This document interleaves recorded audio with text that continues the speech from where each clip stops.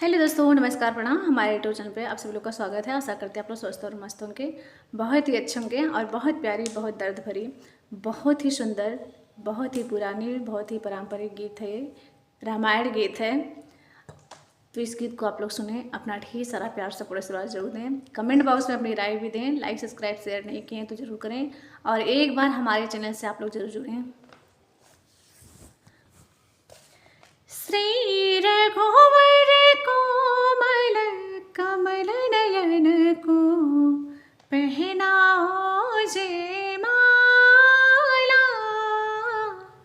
पहनाओ जे माला। यह पुण्य मुहूर्त स्वर्णिम अवसर फिर नहीं आने वाला, पहनाओ जे माला। श्री रघुवर कोमल कमल नयन को पहनाओ जे माला, पहनाओ जे माला।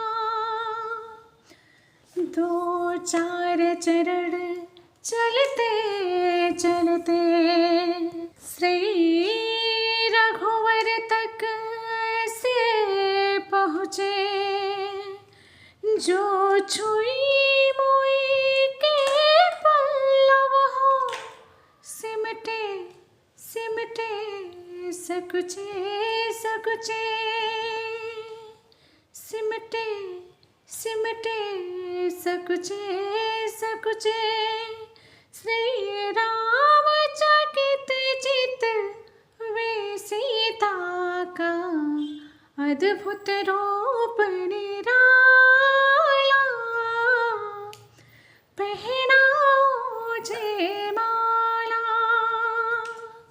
श्री रघुवर कोमल कमल नयन को पहनाओ जे माला, पहनाओ जे माला।